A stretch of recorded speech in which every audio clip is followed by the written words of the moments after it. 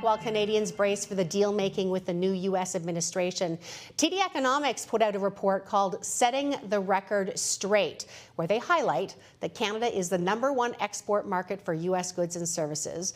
We have the second smallest trade deficit of U.S. trading partners, and we are a critical partner in oil, critical minerals, and tourism. Here to flesh it out, Mark Urcoleo from TD Economics to show us a few charts and educate us along the way. So nice to have you here. Thanks for having me. Okay, so I want to start off with, you've got a story that you build through in your report, taking the reader through some charts and what are important. Yep. The first one, if we can bring that up, gives the beginning of the story, of the overview of our trading relationship. But we are the #1 destination for U.S. exports. That's right, and it's important to note, Canada and the U.S. have always shared a pretty robust trading relationship, one of the largest bilateral trading relationships in the world. As far as an export market, that is right, Canada is the #1 export market for U.S. goods and services. With the 2024 data that we do have, that's looked at around $350 billion so far this year.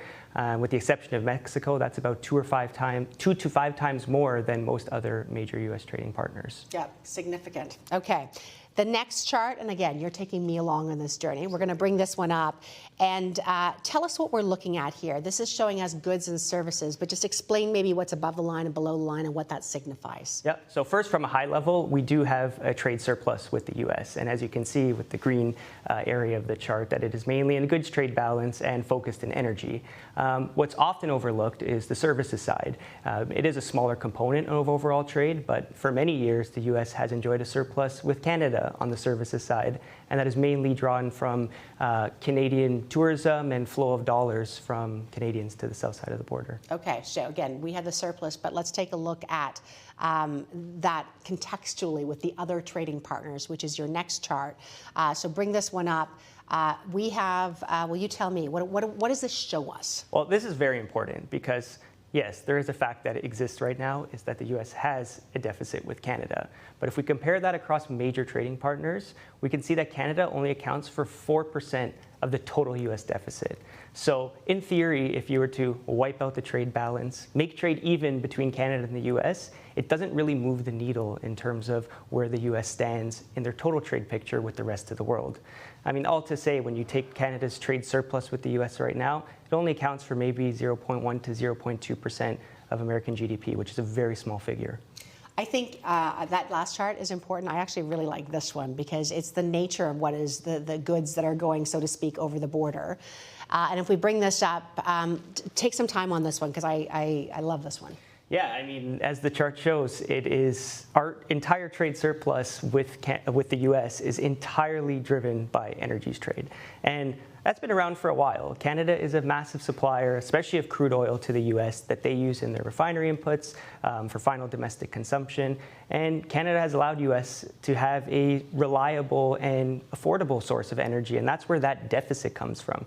But if you strip that out of the equation, we can see that across most other industries that they do carry a surplus with us. And I think that's important to note that, when we look at this two-way trade flow, it really isn't lopsided. We both benefit from having, such an integrated trading structure. Yeah, but backing out energy, we buy more than we sell, and that's kind of exactly. that's something that is important. Exactly. When you look at the auto sector, you had some interesting numbers in there as well, and President Trump has said, maybe he'd rather have cars fully built in Detroit or on American soil, but that's not something you can just snap your fingers and make happen. And you're correct about that. And on the autos, that is one sector that over the last, I think, 3 years or so, the U.S. has carried a surplus with that. So they do export more to us in the auto space. Trump has said that Canada creates 20% of the cars they consume. That is a bit of an over-exaggeration. It's closer to 10%. It's still something. It equates to about 1.5 million units. But to fully reshore that, U.S. would presumably have to increase production by, 10% overnight. They'd have to expand their capacity. We estimate somewhere around, 6 brand new processing and production facilities. And the integration. Right? And that's the integration. That's time and money. But even aside from just the production, the U.S. consumer enjoys variety. Currently, they consume over 320 different models of vehicles, where the U.S. only produces about I think it's around 120. So there's a huge gap there in terms of satisfying the need for U.S. consumers and the choice that they want. So it's sort of two-pronged here, and any attempt to fully reshore would take a lot of time and a lot of money. I want to bring up this one last chart because you bring it at the end of your report. You talk about critical minerals, and I think that's something that we didn't talk a lot about. I'd say in the media probably up until about last year or 18 months ago. But this just highlights here that there is some reliance on the United States. There's reliance on Canada to the United States on some of those critical minerals. Yeah, so the U.S. has a list of 50 considered important critical minerals for the U.S. economy for over the next several years. It is important to note China still dominates that space in terms of production and exporting to the U.S. But Canada is becoming, they're a small player, but they're becoming more important. And as the chart shows, for certain critical minerals, we supply anywhere between 50 and 80% of the needs of consumption. And it's not limited to those. We do also produce and export other critical minerals, maybe not to the same degree, but this is all to say as the U.S. attempts to shift trade away from China, that Canada really stands out as an opportunity to grow in the critical mineral trade space. Last question for you. President Trump talks about how the United States subsidizes Canada to the tune of $200 billion. Where does that number come from? We tried to splice and dice and see where that $200 billion figure might come from. Important to note that he at first was referencing trade deficits as subsidization. A deficit is not a subsidization. It's not like the U.S. just hands us money out of goodwill. They receive quality goods and services in exchange. But if you even do take the deficit as a proxy, that's still 4 or 5 times less than that $200 billion figure.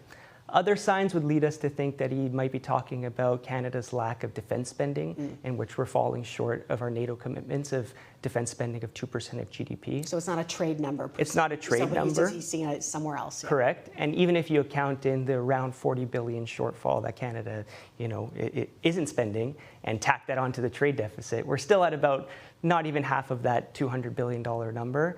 So we're going to continue to comb through the headlines, see if there's any more substance around that $200 billion. But for now, one, we would say it's not a subsidy in the first place, and two, we'd say that both sides are benefiting from the current trade arrangements that we have.